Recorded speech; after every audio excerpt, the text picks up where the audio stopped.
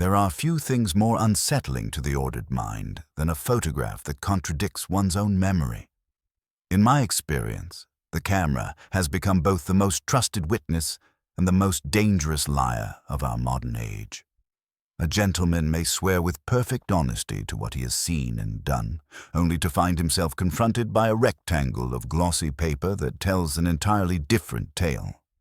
It was precisely such a contradiction that drew my attention to the curious affair at Lady Imogen Lytton Stowell's charity gala, an evening that began with the finest intentions and ended with the most perplexing of mysteries. The occasion was a sophisticated gathering in aid of the Lytton Orchestra, held in Lady Imogen's elegant Mayfair townhouse. The neo-Palladian facade concealed rooms filled with carefully curated art and an atmosphere of refined culture. Lady Imogen herself, a woman of striking intelligence and understated elegance in her late 50s, had assembled a select group of London society for an evening of music, conversation, and charitable contribution. The gathering of suspects. Among the guests that evening were several individuals whose paths would soon become inextricably linked by tragedy. Sir Reuben Charnock, the steel magnate, attended with his considerably younger wife, Eve, whose beauty was matched only by her apparent restlessness in society circles. Dr. Valentine Carfax served as the gallery's curator, a scholarly man whose expertise in art was rivaled only by his awkwardness in human affairs. The artist Basil Hargreave moved through the gathering with the peculiar intensity that marks those who see the world through different eyes, while Colonel Arthur Blount, one of the orchestra's trustees, provided a steady military presence among the more bohemian guests. Miss Julia Fisk, Lady Imogen's quiet companion, hovered at the edges of conversations with the self-effacing manner of one accustomed to being overlooked. Most notably present was Mr. Felix Morden, the fashionable society photographer, whose commission for the evening was to capture candid moments of the gathering. His small camera seemed almost a natural extension of his person as he moved discreetly among the guests, documenting what he called the authentic moments between the posed ones. The centerpiece of the evening was the display of the Star of Samarkand, a magnificent diamond necklace on loan from Lady Imogen's private collection. The jewel rested in a glass case in the long gallery, drawing admiring glances and whispered comments about its extraordinary value. The crime. The evening proceeded with the gentle rhythm of cultured society until, at approximately 10:30, the electric lights flickered ominously. The momentary dimness lasted no more than a few seconds, but it was followed by something far more disturbing, a sharp cry from the direction of Lady Imogen's private study. Miss Fisk, who had been sent to fetch a document, discovered her employer lying motionless on the carpet of her private study. Lady Imogen had been stabbed with surgical precision, a single wound beneath the left breast that had proved instantly fatal. The study door, which had been locked from within, now stood open, though the key remained on the inside. More puzzling still was the state of the room itself. The safe, which had contained the Star of Samarkand, stood empty. Its contents vanished. But it was the item left deliberately upon the desk that transformed a straightforward case of theft and murder into something far more mysterious. The impossible photograph. The envelope, addressed simply, "To whoever seeks the truth," contained a single photograph. The image showed Lady Imogen's study exactly as the guests now saw it, but with one crucial difference. Lady Imogen stood alive beside the open safe, and arranged around her in perfect formation were 6 of the evening's guests: Sir Reuben and Eve Charnock, Dr. Carfax, Mr. Morden, Miss Fisk, and Basil Hargreave. The photograph was technically perfect, clearly showing each face and the precise time on the mantelpiece clock, 27 minutes past 10. Yet not one person present could recall posing for such a photograph, nor indeed being in the study as a group at any point during the evening. "This is impossible," declared Dr. Carfax, studying the image with scientific precision. We were all in the music room at that time, listening to Mademoiselle Celestine's performance. Mr. Morden examined the photograph with professional interest. The quality is excellent, but I can assure you all that I did not take this image.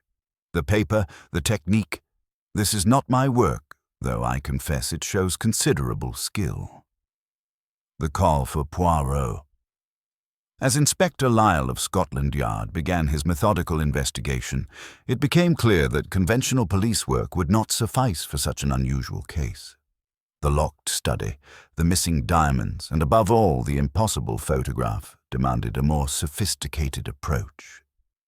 It was then that I took the liberty of telephoning my old friend Hercule Poirot. When I described the evening's events, the murder, the theft, and most particularly the photograph that no one remembered taking, there was a moment of silence on the line. "Mon ami," came that familiar, precise voice, "you present me with a puzzle of the most intriguing nature, a photograph that captures a moment that never occurred, yet shows people who are undoubtedly present. This is not mere murder and theft. This is a challenge to the very nature of truth itself. I shall come at once." And so began what would prove to be one of the most psychologically complex cases of Poirot's distinguished career, a mystery that would test not only his powers of deduction, but his understanding of the human capacity for self-deception and the dangerous games that people play with reality itself. The stage was set, the players assembled, and somewhere among the elegant guests of Lady Imogen's final soirée lurked a killer whose methods were as ingenious as they were deadly. The photograph lay on the desk like a silent accusation, waiting for the one man whose little grey cells could unlock its impossible secret. The morning fog had lifted by the time Hercule Poirot arrived at Lady Imogen's townhouse, his small, dapper figure cutting a precise silhouette against the Georgian facade. He paused at the threshold, those remarkable green eyes absorbing every detail with characteristic intensity, his moustaches twitching slightly as he noted the atmosphere of barely contained hysteria that permeated the elegant rooms. Inspector Lyle, a competent man whose methodical nature served him well in straightforward cases, greeted Poirot with evident relief. "Mr. Poirot, I confess myself baffled. We have a locked room murder, a theft without apparent means of escape, and this confounded photograph that makes no sense whatsoever." Poirot accepted the photograph with his characteristic delicacy, holding it by the very edges as those penetrating eyes scrutinized every detail. His examination was thorough and unhurried, noting the precise positioning of the subjects, the quality of light, the exact time displayed on the mantelpiece clock. "Most interesting," he murmured. "The positioning, it is too perfect now. In life, when people gather naturally, there is always some asymmetry, some unconscious awkwardness. Here, each person occupies precisely the position that would display them to best advantage." The study itself received Poirot's meticulous attention. He moved through the room like a conductor studying a complex score, noting the angle of the fallen body, the undisturbed state of everything save the opened safe, the lingering scent of sandalwood that mingled faintly with disinfectant. He examined the lock with minute care, ran his gloved finger along the key, and even knelt to inspect carpet fibers, retrieving a single green thread which he studied with profound interest. "Silk," he announced softly. "We observe, we do not leap, mon ami." The remaining guests had been assembled in the morning room, their faces bearing the strained expressions of those who had passed a sleepless night, contemplating their proximity to violent death. Poirot moved among them with the careful courtesy of a diplomat at a difficult reception, his questions appearing casual, yet profoundly calculated.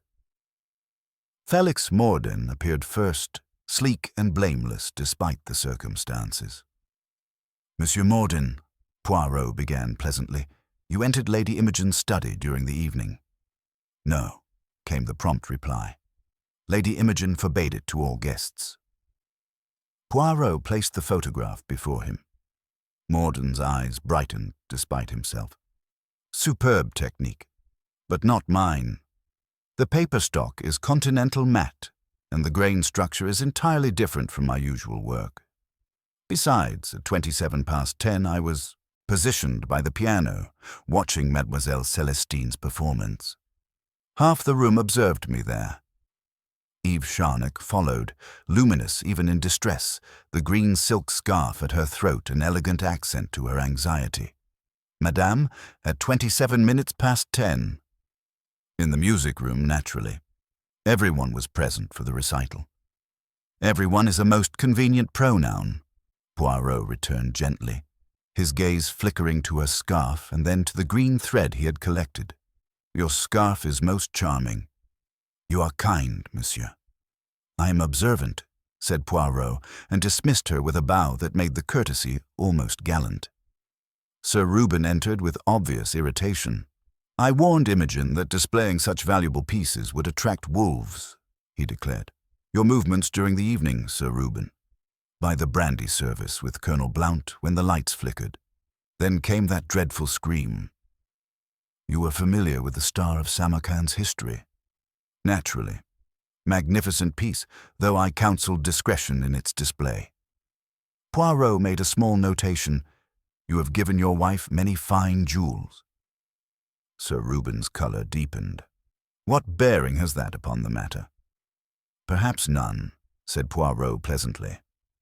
Perhaps everything. Dr. Carfax appeared next, scholarly and visibly distressed. A single wound, he offered without prompting. Clean and precisely placed, the work of someone with anatomical knowledge. Knowledge, or merely fortune? Fortune seldom selects so accurately, monsieur. Your whereabouts during the critical moments? By the harp, discussing Hargreaves' latest artistic series. He can confirm my presence. Basil Hargreave entered like a storm cloud given human form. If you expect theatrical grief, try the opera house, he announced. I won't counterfeit emotions I don't possess. Artists detest the counterfeit, Poirot agreed smoothly. At 10:27.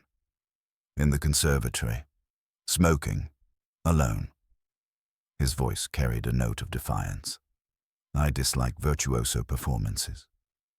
Yet you admired the Star of Samarkand. Diamonds are merely crystallized carbon, Hargreave replied with studied indifference. They glitter because nothing truly lives within them. And yet, Poirot observed quietly, men kill for such lifeless things. Something flickered in the artist's eyes before he recovered his composure.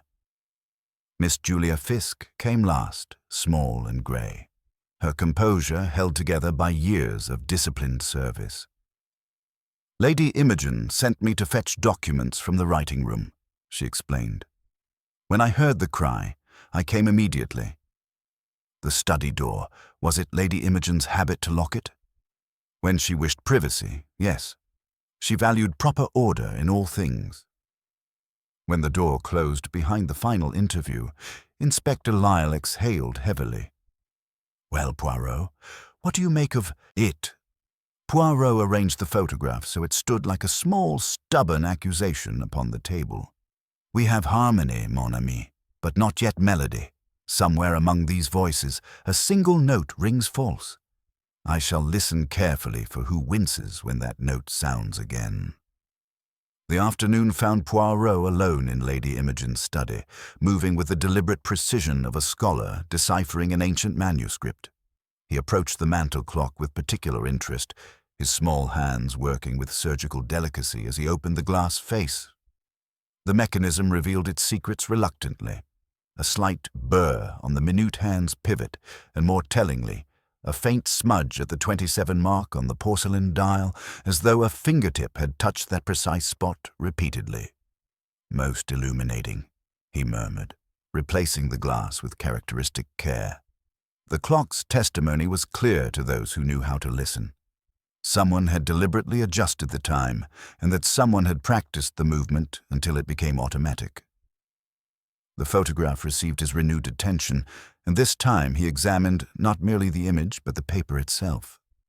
The continental matte stock that Morden had identified was indeed unusual for London studios, suggesting either foreign origin or deliberate misdirection. More intriguing still was the composition, each figure positioned with theatrical precision, as though arranged by someone with an intimate understanding of visual impact. Inspector Lyle entered with measured optimism. "We've made progress, Poirot. Dr. Carfax's missing scalpel, Morden's darkroom equipment in the cloakroom, and now this." He produced a folded tripod from behind the door. "Found it in the conservatory, carefully hidden behind the palm fronds." "Ah," said Poirot, examining the device with interest. "The mechanical witness to our impossible photograph. Yet observe, mon ami. It is positioned to capture the study from an angle that would require the photographer to stand precisely where Lady Imogen's body was discovered. A curious coincidence, non?" They summoned Mademoiselle Celestine, the violinist whose performance had provided the evening's musical centerpiece. Her testimony proved more valuable than either had anticipated. "The recital began at 10:15, she confirmed, her musical training lending precision to her recollections. "I finished at approximately 25 past, and there was applause until perhaps 27 minutes past the hour." "And during this time, you observed the guests?" "Naturally. A performer learns to read her audience. Mr. Morden stood by the piano throughout, never moving. Colonel Blount and Sir Reuben remained at the back, deep in conversation about steel prices, I believe.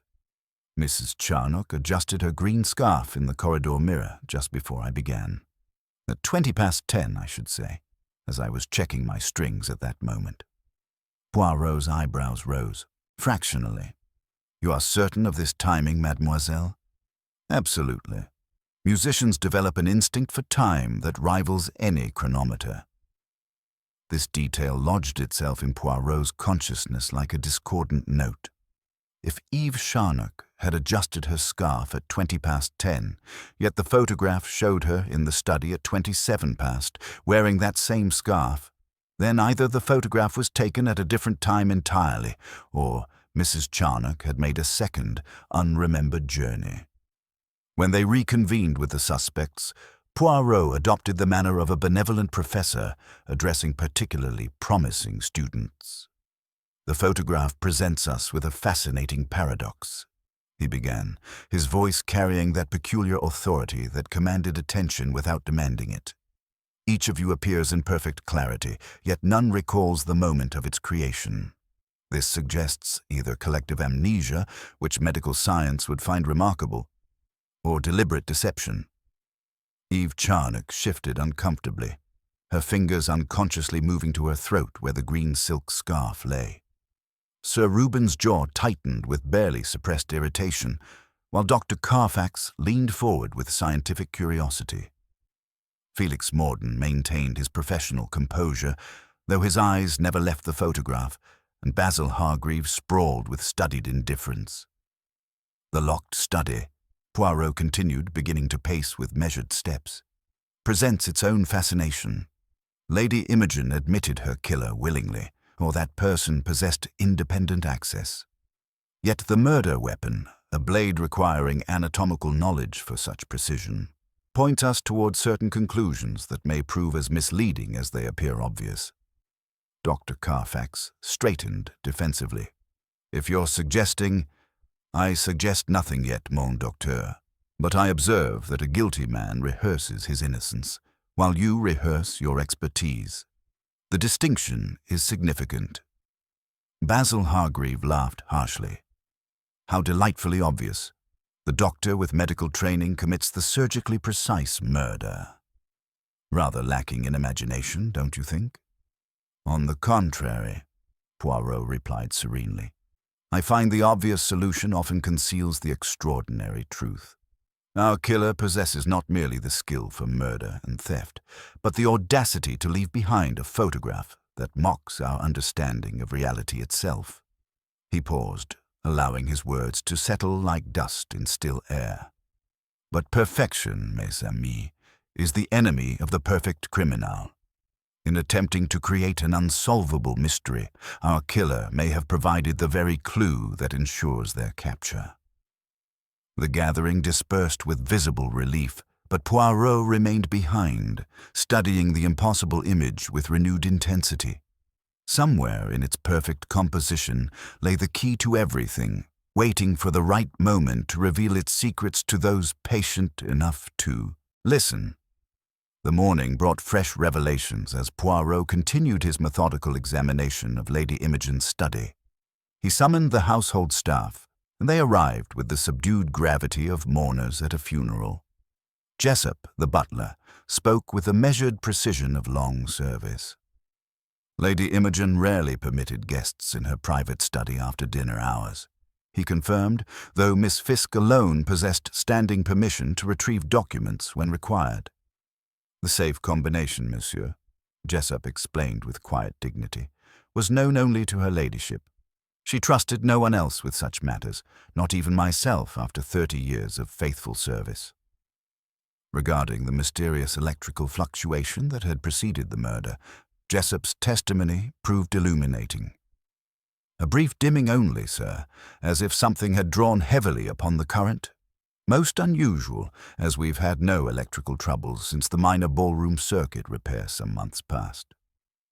Like a photographer's flash apparatus, Poirot murmured, watching Felix Morden's expression shift almost imperceptibly at these words. The locked room mechanism received Poirot's particular attention. With Jessup's assistance, he conducted a careful experiment, examining the key's surface under his magnifying glass and noting the faintest scoring around the bow where string might have been tied. Lying flat upon the carpet, he peered at the narrow gap beneath the door with scientific precision. "Observe, mon ami," he said to Inspector Lyle. "A thin cord could pass beneath this door quite easily. To turn the key from without requires patience and clever fingers, but it is entirely possible for one who has practiced the technique." The demonstration that followed was both illuminating and unsettling.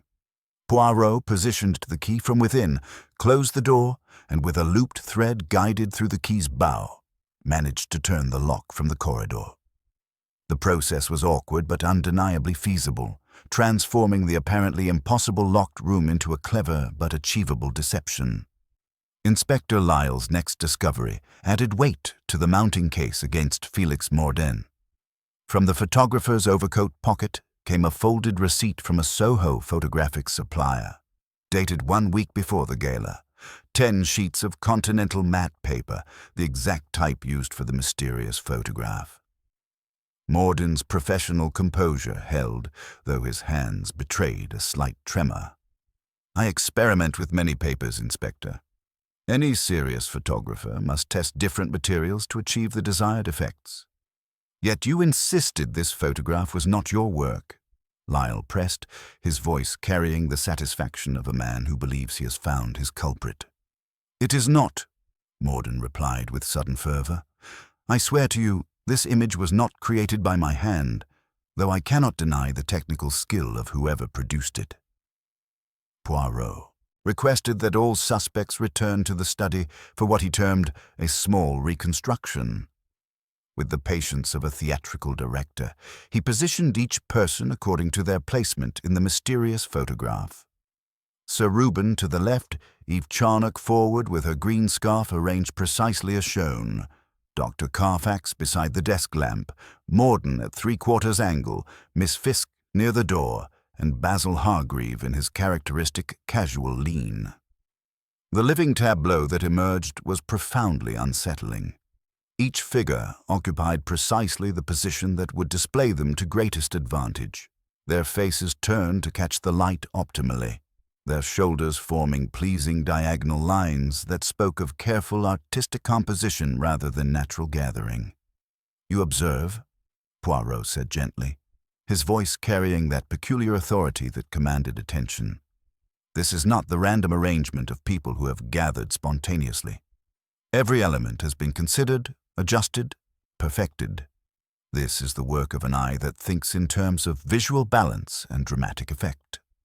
Basil Hargreave's lip curled with characteristic disdain. "Obviously a photographer's eye, then." Or perhaps, Poirot returned, his gaze never leaving the artist's face, the eye of one who understands composition in any medium. The questioning that followed revealed a web of small contradictions and curious inconsistencies. Eve Charnock's explanation of her scarf adjustments failed to account for the different tying methods observed by Mademoiselle Celestine.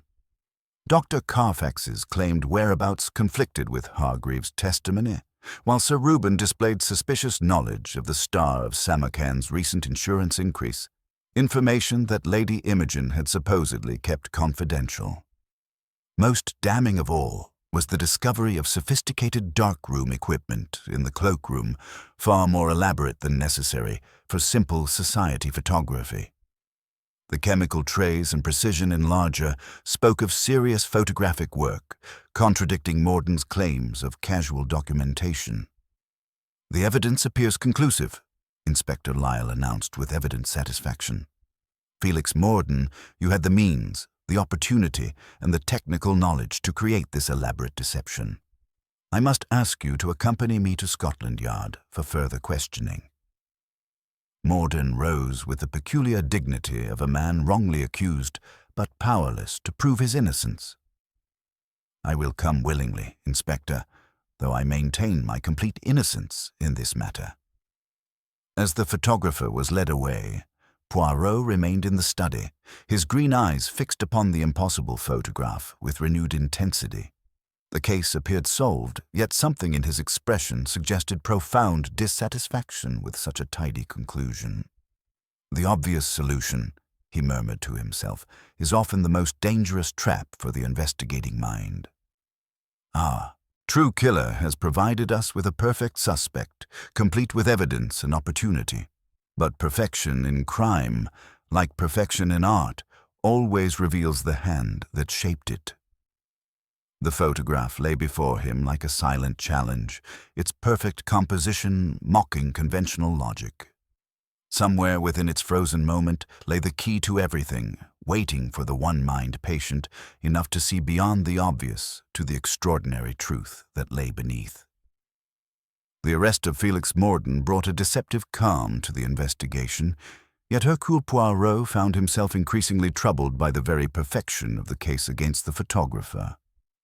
As he sat in Lady Imogen's morning room, the impossible photograph propped against a crystal vase, his little grey cells worked with the precision of a Swiss chronometer, detecting the subtle discord that others had missed entirely.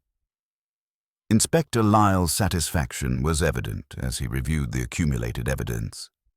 The darkroom equipment, the Continental paper receipt, the opportunity and technical expertise all pointed inexorably toward Morden's guilt. Yet Poirot's expression remained thoughtful, almost melancholy, as he contemplated the photograph that had started everything. "The obvious solution," he murmured to himself, "is often the most dangerous trap for the investigating mind." His return to the makeshift darkroom revealed additional details that deepened his unease. Among the chemical trays and enlarging equipment, he discovered several strips of black paper with precise oval apertures cut from them, silhouette masks of the type used for creating composite images. More intriguing still was a length of thin cord stained with photographic chemicals that had been carefully concealed beneath the developing trays. "Inspector," Poirot called softly, "you will observe these items with interest. The masks suggest someone was creating images by combining separate photographs, a technique requiring considerable skill and patience." "More evidence against Morden," Lyle replied with satisfaction. The man was clearly planning some elaborate deception. "Perhaps," Poirot agreed, though his tone suggested profound reservation.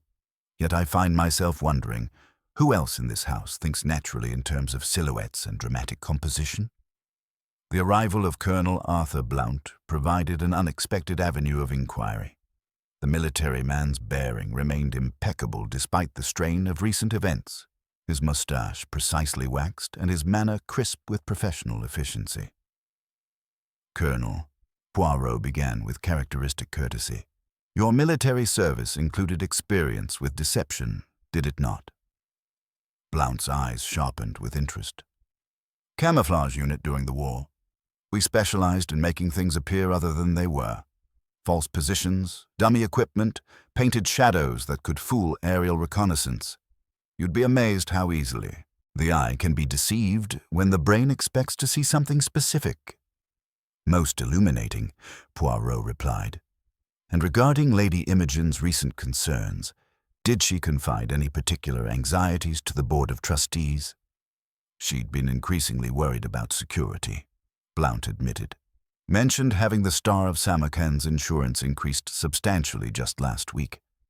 Said she'd had disturbing conversations with someone about its true value, though she wouldn't specify whom.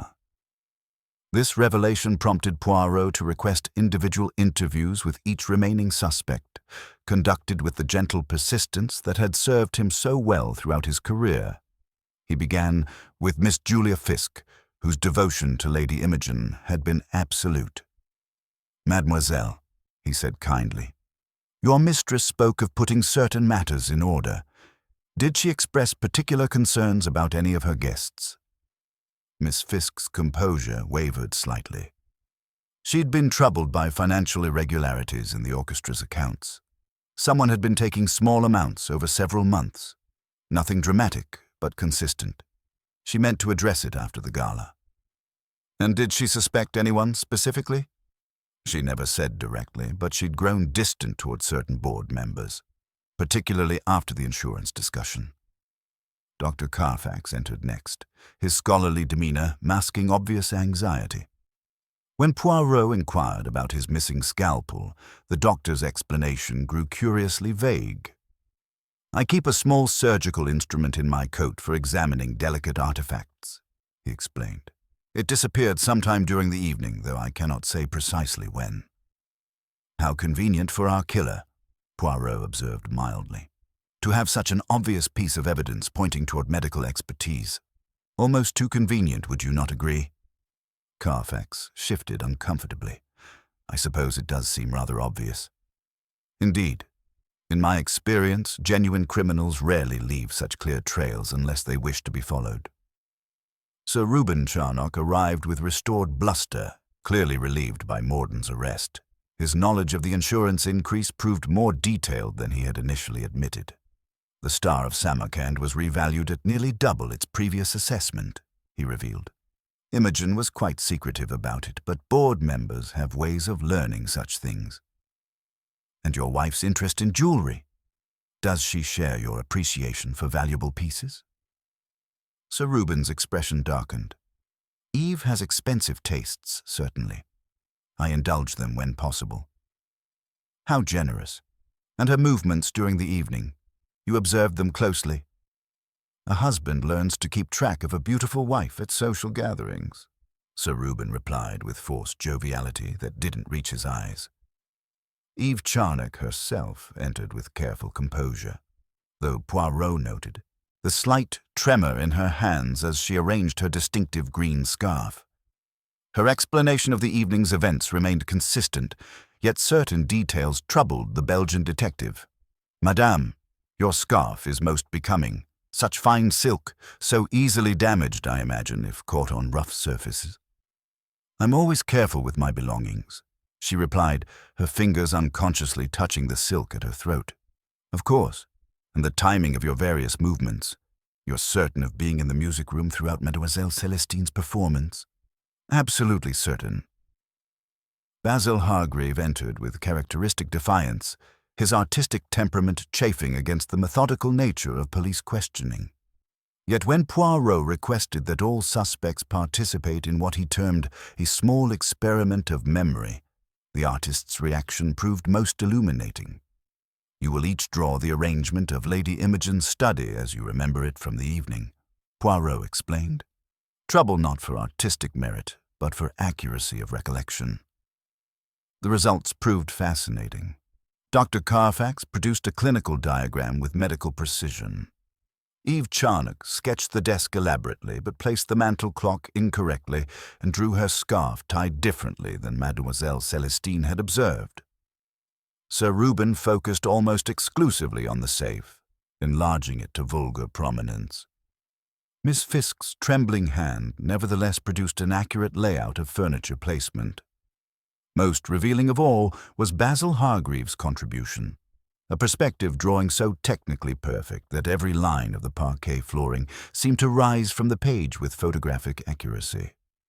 "Remarkable," Poirot commented, studying the artist's work. "Such precision suggests an eye trained to observe and record visual relationships with mathematical exactitude." "Any competent artist understands perspective," Hargreave replied dismissively. "Indeed. Yet this level of accuracy suggests someone who has studied the room with particular attention to lighting, angles, and compositional balance." As the interviews concluded, Poirot found himself more convinced than ever that the arrest of Felix Mordin represented not the solution to the mystery, but merely its first act. The psychological game had begun in earnest, and somewhere among the elegant suspects lurked a mind capable of orchestrating murder with the same precision that had created the impossible photograph. The true killer remained at large, protected by Mordin's convenient guilt and the assumption that justice had been served. But Poirot's investigation was entering its most delicate phase, where psychology would triumph over evidence and the human heart would reveal its darkest secrets to those patient enough to listen. "The wolf," he murmured to Inspector Lyle as they prepared to leave, "grows bold when it believes the shepherd is blind. We shall see who becomes enterprising now that they think the net has been miscast." The photograph lay on the desk like a silent challenge, its perfect composition mocking conventional logic while guarding the extraordinary truth that lay hidden in plain sight. The days following Felix Mordin's arrest brought a deceptive calm to the investigation, yet Hercule Poirot found himself increasingly convinced that justice had been misdirected rather than served. The photographer's guilt appeared so perfectly constructed, so conveniently supported by evidence, that it offended Poirot's sense of criminal psychology. True guilt, in his extensive experience, was rarely so accommodating to investigators. His first strategic move was to announce the discovery of what he termed a second photographic plate hidden among Lady Imogen's private papers. The announcement, delivered with characteristic precision during afternoon tea, was entirely fabricated, yet Poirot had learned that truth often emerged most clearly when confronted with carefully constructed lies. "This second image," he explained to the assembled suspects, "shows the study from a different angle and may provide crucial evidence regarding the precise sequence of events that evening." The reactions were immediate and illuminating. Dr. Carfax leaned forward with scientific curiosity that seemed disproportionate to mere academic interest. Eve Charnock's fingers moved unconsciously to her throat, where the distinctive green scarf no longer rested. Sir Reuben's expression tightened with something approaching panic, while Basil Hargreaves' artistic composure wavered for the first time since the investigation began. Poirot then initiated what he privately termed his gallery exercise. He positioned the original impossible photograph on an easel in the long gallery, as though it were a painting awaiting critique. "You will oblige me," he said with gentle authority, "by advising what, to your expert eyes, appears wrong with this composition." The responses revealed far more than their speakers intended. Dr. Carfax immediately noted the lighting inconsistencies, speaking with the precision of someone who understood photographic technique. "The shadows are incorrect for the claimed time. The desk lamp would cast different patterns entirely." Basil Hargreaves stepped closer with the hungry intensity of a connoisseur examining a rival's work. "The perspective is too perfect," he declared. "These are not naturally gathered people, but deliberately arranged subjects. The diagonal lines, the visual balance. This is composition, not documentation." Eve Charnock studied her own image with obvious discomfort. "I appear to be posing, yet I never would have posed in a study. The formality would have felt wrong to me." Miss Fisk's observation proved most telling of all. "The Persian rug has been adjusted," she said quietly. "Lady Imogen was particular about keeping the central." Medallion aligned with the window. In this photograph, it's been turned several degrees. Most illuminating, Poirot murmured, making careful mental notes. You have told me not merely about the photograph, but about yourselves. What you notice reveals what you understand. His individual interviews that followed employed the gentle persistence that had served him throughout his career. With Dr. Carfax, he explored the psychological aspects of the crime. The killer possessed not merely anatomical knowledge, Poirot observed, but a certain detachment, a coldness in execution, almost as if the act were a scientific experiment rather than a crime of passion. The doctor's clinical composure faltered slightly. Precision requires detachment. Any surgeon understands this necessity. Indeed. Yet Lady Imogen was not upon an operating table. She was a living woman, dispatched with the efficiency one might use to dissect a specimen. Your missing scalpel, for instance, would provide exactly such precision. The scalpel's disappearance has been established, Carfax replied defensively. I cannot account for how it came to be used. How convenient, Poirot replied mildly, that it should vanish precisely when such an instrument was required for murder. Eve Charnock's interview revealed different anxieties entirely. She had replaced her distinctive green scarf with a plain blue one, claiming the original had been damaged. Such delicate silk requires special care, she explained, her fingers unconsciously touching her throat. I fear I was careless after that dreadful evening. Curious, Poirot observed, that you would entrust so fine a piece to ordinary laundering. In my experience, ladies of refinement prefer specialized cleaning for treasured accessories. The slight flush that colored her cheeks provided eloquent testimony to the fabrication. Most revealing of all was his conversation with Miss Julia Fisk, whose devotion to Lady Imogen had clearly been transformed into something more complex and troubled. Lady Imogen had discovered more than simple theft. She confided with obvious reluctance. Someone had been systematically manipulating the orchestra's accounts, using their position of trust to cover substantial embezzlement. The amounts were significant enough to justify desperate measures. And did she identify this person? Miss Fisk's composure wavered dangerously. She meant to confront them privately after the gala. She believed in giving people the opportunity to make amends before involving authorities.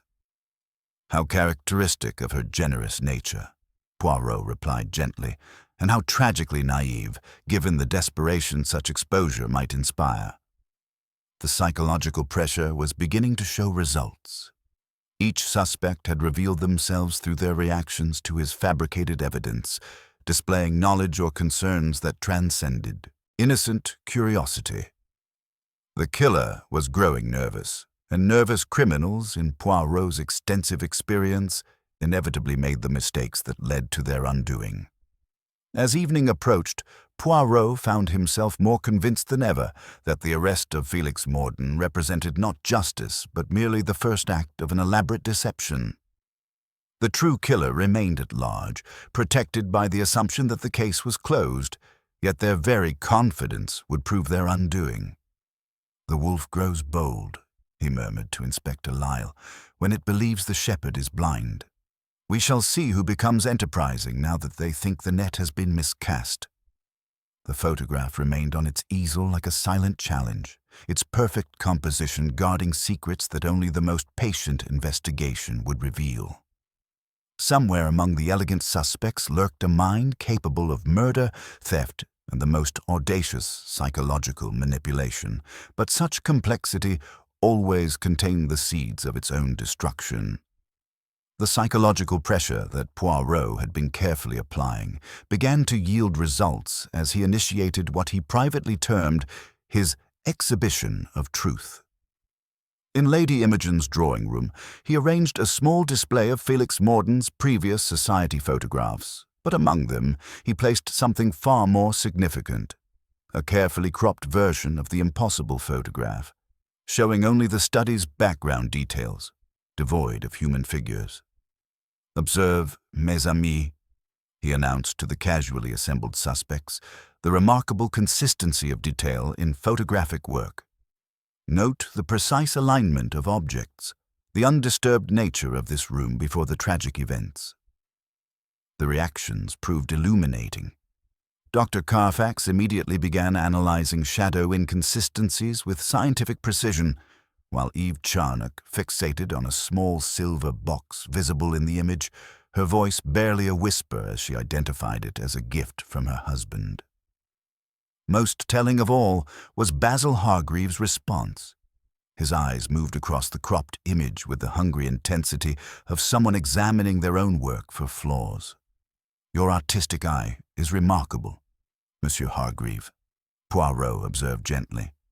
"Such precision in capturing spatial relationships suggests not merely observation, but perhaps intimate familiarity with the subject." The artist's defensive bristling confirmed Poirot's growing suspicions, but it was a seemingly minor incident that provided the most revealing insight. Jessup reported that the scullery maid's prized ceramic figurine, a dancing ballerina, had been deliberately destroyed in her quarters. The girl's tears spoke of more than mere accident, and when questioned, she revealed that only Miss Fisk regularly entered her room to ensure proper tidiness. "The destruction of a cherished object representing grace and order," Poirot murmured to Inspector Lyle, "speaks volumes about the perpetrator's psychological state, a careful facade beginning to crack under pressure." That evening, Poirot announced loudly within earshot of staff and guests that he had discovered a second photographic plate and would secure it overnight in his dispatch case before delivering it to Scotland Yard.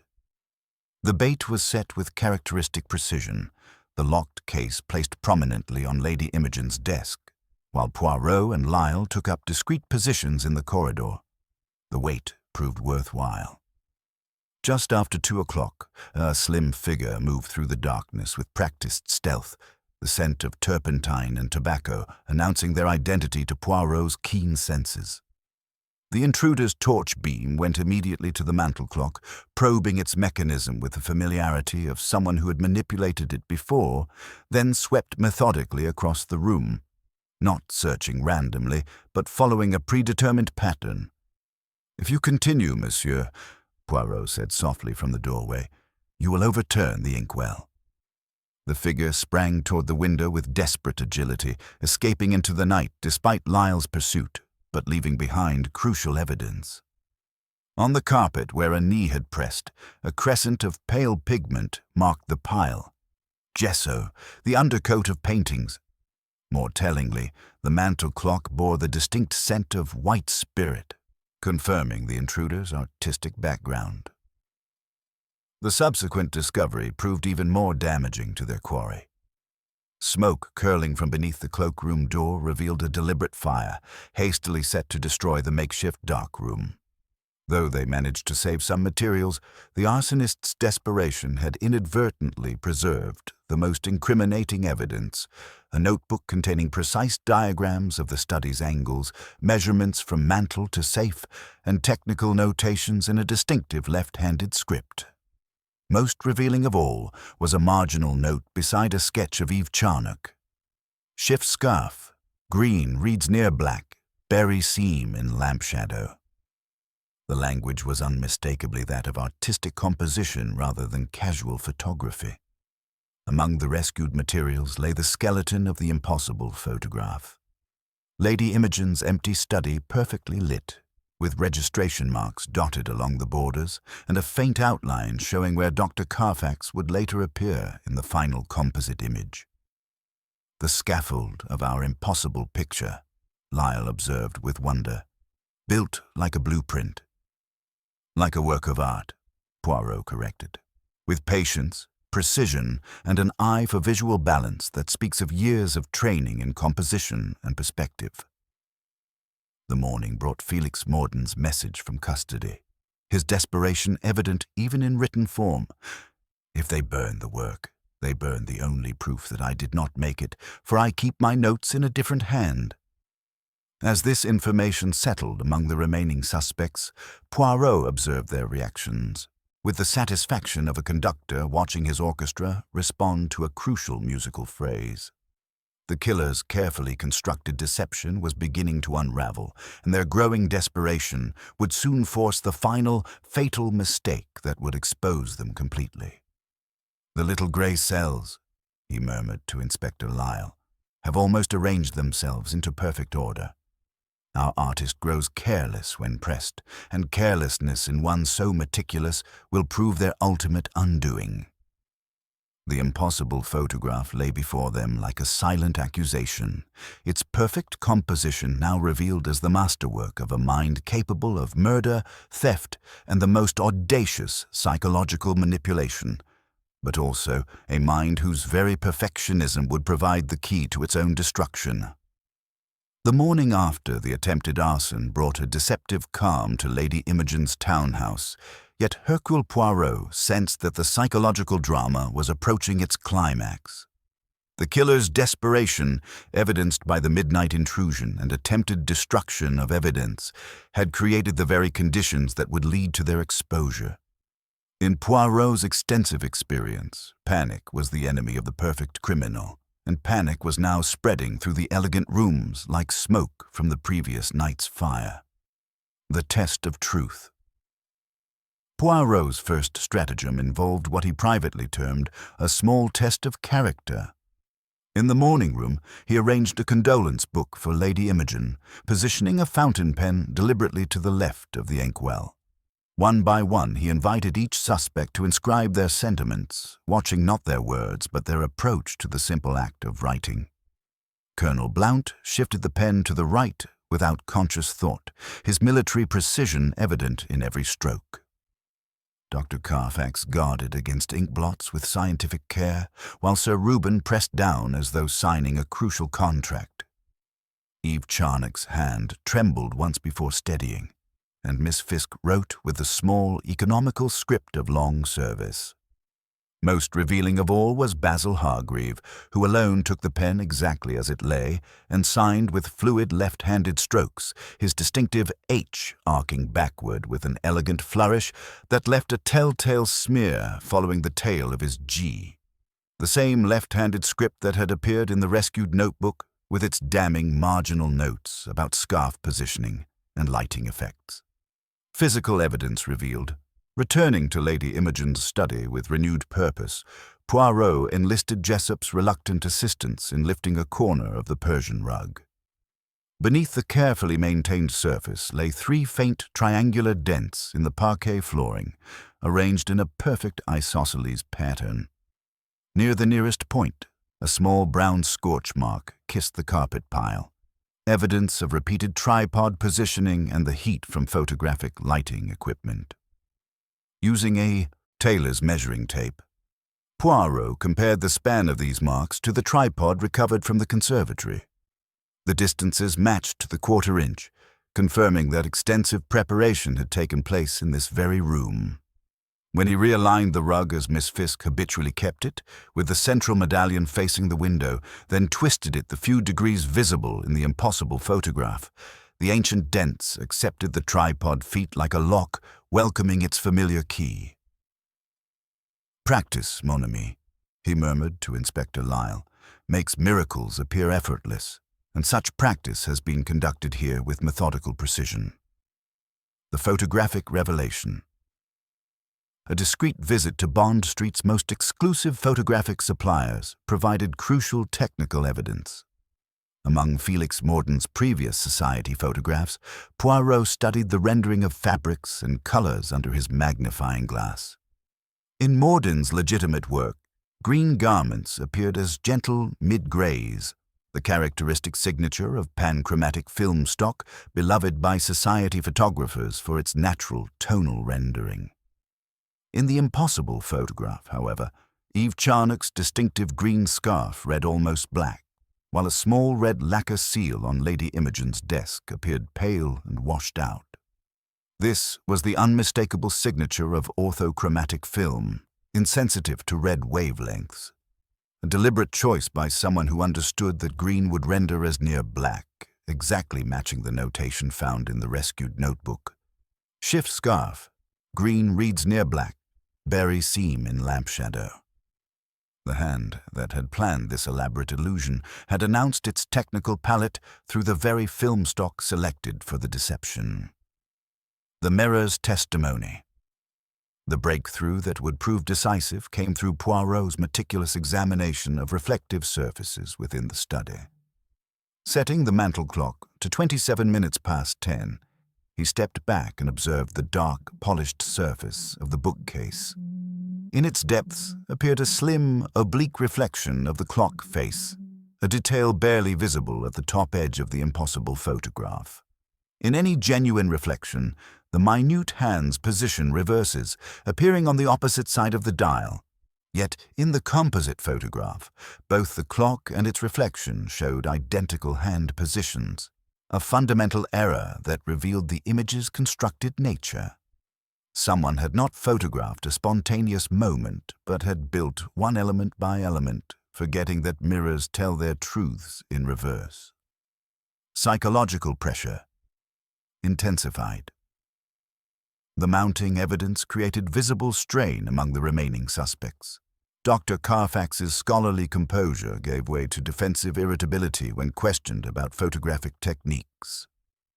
Eve Charnock's elegant poise developed a brittle quality, her fingers constantly moving to her throat where the green scarf no longer rested. Miss Fisk's rigid posture spoke of someone struggling to maintain composure under extreme pressure. Most tellingly, Basil Hargreaves' artistic temperament began manifesting in increasingly erratic behavior. He was discovered rearranging furniture according to what he called proper compositional principles, and his sketching had become compulsive, his left hand moving constantly across paper with nervous energy that betrayed his mounting anxiety. The final piece. The discovery of a forged note among Lady Imogen's correspondence provided the psychological motive that completed the picture. Written in a disguised hand that nevertheless showed the characteristic pressure patterns of someone more accustomed to holding a brush than a pen, it requested a private meeting in the study to discuss matters of mutual concern regarding the orchestra's future. The paper bore faint traces of turpentine, the artist's solvent that had become his signature throughout the investigation. Lady Imogen's recent change in evening habits, revealed by Jessop's careful observations, explained how the killer had lured her to the study at the crucial moment. Someone with intimate knowledge of her psychology had exploited her sense of duty and her willingness to confront difficult situations privately rather than cause public embarrassment. The convergence of evidence. As evening approached, Poirot found himself in possession of a complete psychological and physical profile of the killer. The left-handed artist, with access to sophisticated photographic equipment, intimate knowledge of Lady Imogen's habits, and the technical skill to create an impossible composite image. The embezzlement from the orchestra's funds provided financial motive, while the killer's perfectionist nature had driven them to create not merely a successful crime, but an intellectually challenging puzzle designed to demonstrate their superiority over conventional investigation. This very hubris, the compulsive need to create artistic perfection even in murder, had provided the evidence that would ensure their downfall. The mirror's reversed testimony, the tripod's patient indentations, and the left hand that could not disguise its natural movement had all conspired to reveal the truth that lay hidden beneath layers of elaborate deception. Standing alone in the study as shadows lengthened, Poirot contemplated the impossible photograph with the satisfaction of a conductor who had finally heard his orchestra achieve perfect harmony. Tomorrow would bring the final gathering, the moment when all deceptions would be stripped away and the truth would stand revealed in all its terrible clarity. "The little grey cells," he murmured to himself, "have arranged themselves at last into perfect order. Our artist grows careless when pressed, and such carelessness in one so meticulous will prove their ultimate undoing." The photograph lay before him.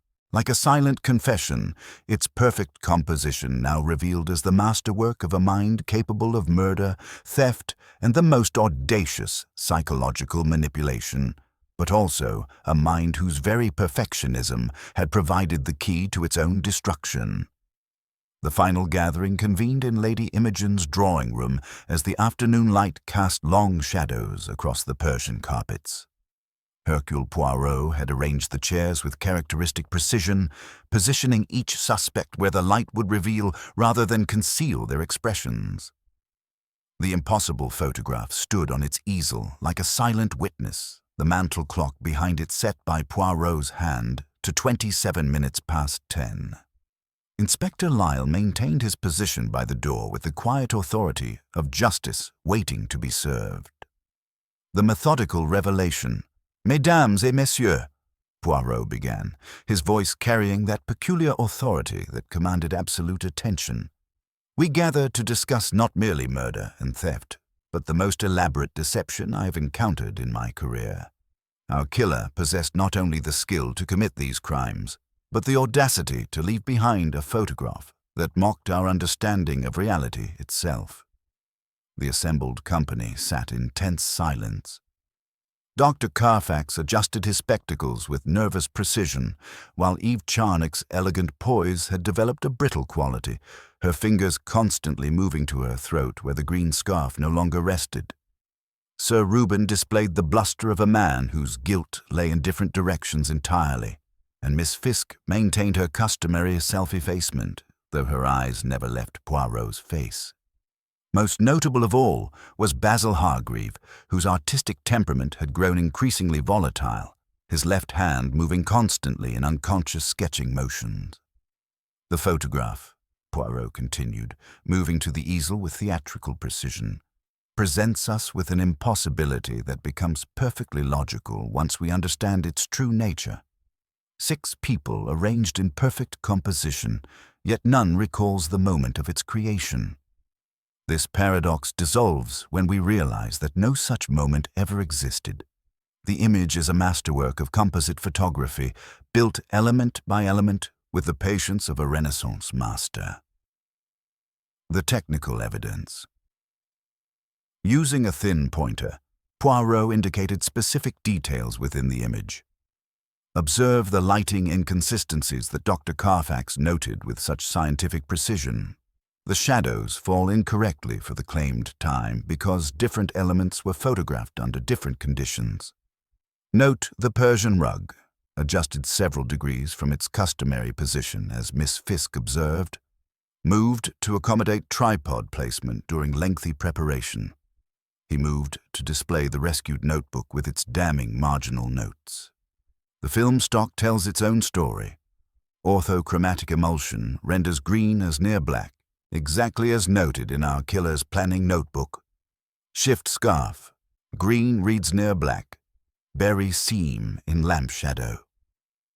This was not documentary photography, but deliberate artistic composition, created by someone who understood that Mrs. Charnock's distinctive green scarf would appear almost black in the final image, allowing for perfect visual manipulation. The mirror's testimony. "But the most damning evidence," Poirot declared, "lies in what the photograph failed to account for. Observe the mantel clock and its reflection in the polished bookcase behind it. In reality, mirrors reverse what they reflect, yet here, both clock and reflection show identical hand positions. This is the unmistakable signature of composite construction, where elements were photographed separately and assembled. Only someone building an image piece by piece, rather than capturing a genuine moment, would make such a fundamental error." Systematic elimination. Poirot's gaze swept across the assembled suspects with judicial precision. "Sir Reuben, your detailed knowledge of the star of Samarkand's insurance increase suggested financial motive, yet your movements during the critical time were confirmed by Colonel Blount. You lack, I think, the patience for shadow and reflection. You bluster. You do not balance. Dr. Carfax, your missing scalpel was convenient misdirection, designed to point suspicion toward anatomical knowledge. Yet your vanity is intellectual, not theatrical. You would not burn a dark room because you would see in it a laboratory. Mrs. Charnock, You are afraid of scandal, not its architect. Your lie about the damaged scarf was the lie of a woman protecting something small, not something monstrous. Miss Fisk, you love order so dearly that you would never twist the rug from its axis, not even for art. Your observations were invaluable precisely because they came from eyes trained to notice when perfection had been disturbed. The accusation. Which brings us to you, Monsieur Hargreave, Poirot said, his voice growing gentle yet inexorable. Your artistic genius is undeniable. Your understanding of composition, perspective, and the manipulation of light is profound. It was your meticulous eye that arranged this scene, your hand that chose the orthochromatic film, your left-handed script that filled the planning notebook with technical specifications. Hargreave's artistic composure began to crack, revealing the desperate calculation beneath. Even if your theories were correct, he said with forced calm, Felix Morden remains in custody. Monsieur Morden will be released within the hour, Poirot replied serenely. His innocence is established by evidence you yourself provided. The notebook you attempted to destroy contains technical specifications written in your distinctive hand, specifications that no innocent photographer would possess. The motive and method. Lady Imogen discovered your embezzlement from the orchestra's funds, Poirot continued relentlessly. A carefully concealed scheme spanning many months. She intended to confront you privately, to give you opportunity for redemption. But exposure, for one of your artistic pride, was unthinkable. You lured her to the study with a forged note, murdered her with surgical precision, not medical training but the steady hand of an artist accustomed to delicate work, and then staged the most audacious deception in criminal history. The hidden treasure. As for the Star of Samarkand, Poirot moved to a canvas that Jessup had quietly brought in. Diamonds are awkward passengers in conventional hiding places. They chatter in leather, they chafe in wood, but embed them in thick gesso, conceal them within a hollow that is then filled and sanded smooth, and they become silence itself. A palette box is examined. A primed canvas, never. He tapped the canvas backing with his fingernail, producing a dull sound where wood should sing. Your artistic materials provided the perfect concealment, Monsieur Hargreave. The smell of turpentine on the mantel clock, the gesso marks on the carpet, all testified to your desperate preparation. The final confrontation. Hargreave's defiance finally crumbled. She was going to ruin me, he snarled, his artistic facade shattering completely. She didn't understand. My art requires resources. She was a Philistine, interfering with genius. Genius, Poirot replied with quiet authority, does not excuse murder. Your obsession with perfection was your undoing, Monsieur Hargreave. You created a puzzle so intricate, so flawlessly composed, that it drew attention to the very elements that betrayed your hand. The mirror's reflection, the film stock, the meticulous planning, all were too perfect, too deliberate, for genuine spontaneity. Justice served. Inspector Lyles stepped forward as the handcuffs clicked into place, Hargreave's artistic pride finally yielding to the inexorable weight of evidence. The impossible photograph remained on its easel as justice was served, its perfect composition now revealed as both the killer's masterwork and the instrument of his destruction. The little grey cells, Poirot murmured as the room emptied, have arranged themselves at last into perfect order. Our artist sought to create the perfect crime, but perfection in deception, like perfection in art, always bears the unmistakable signature of its creator. In the end, Monsieur Hargreave's greatest masterpiece became the very evidence that ensured his capture.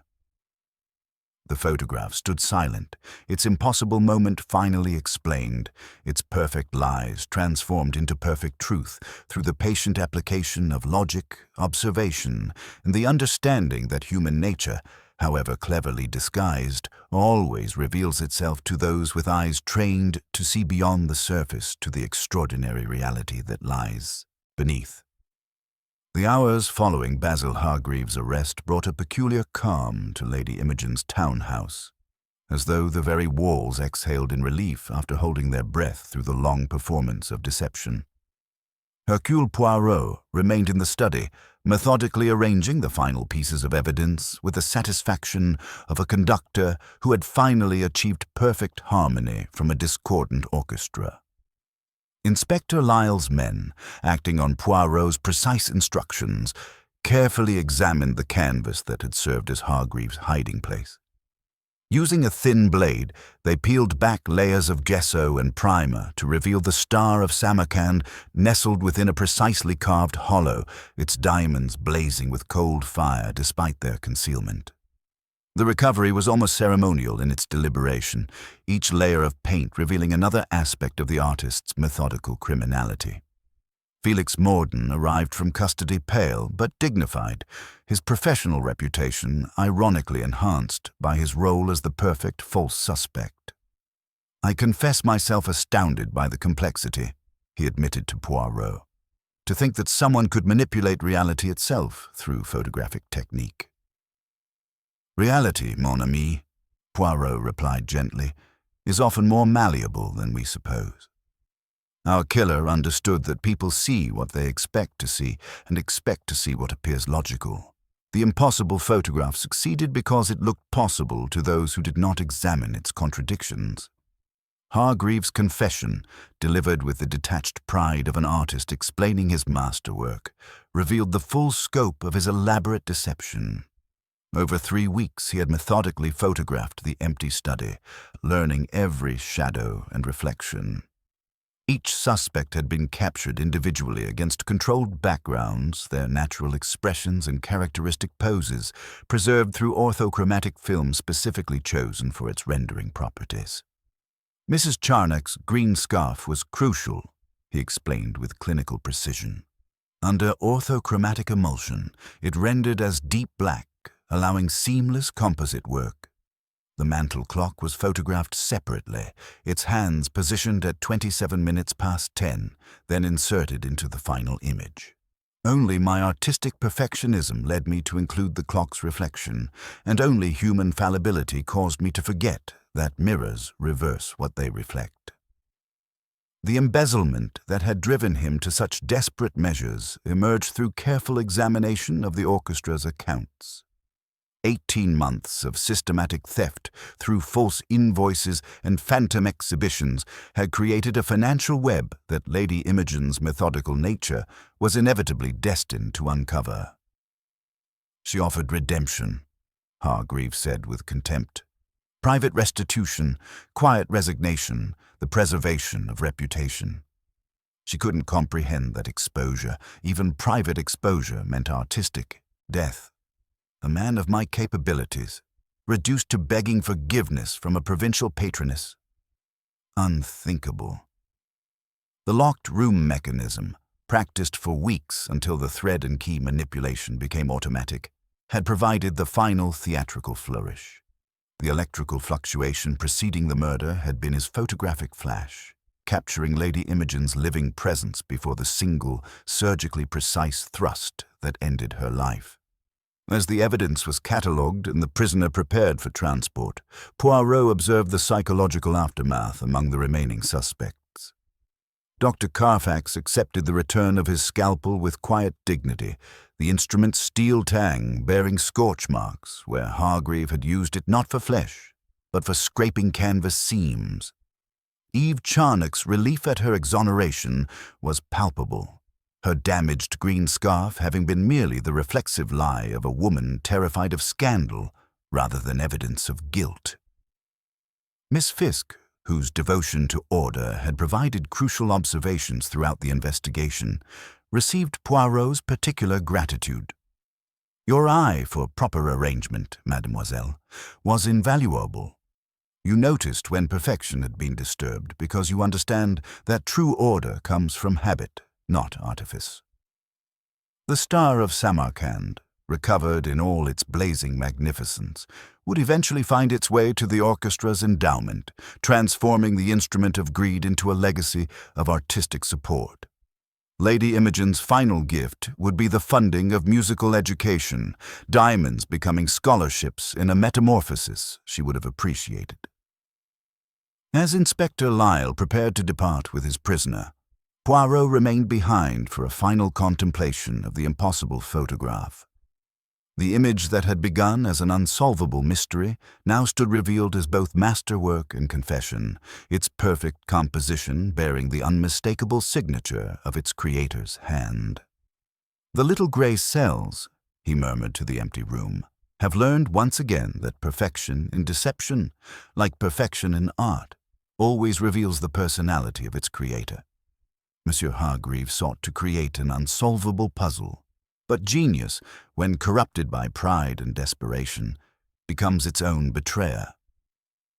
Taking his hat and walking stick, Poirot paused at the threshold for one final observation. The study had been restored to its proper order, the rug aligned as Miss Fisk preferred, the mantel clock set to accurate time, the safe closed and secured. Truth had triumphed over illusion, and justice had been served with the methodical precision that characterized all of Poirot's investigations.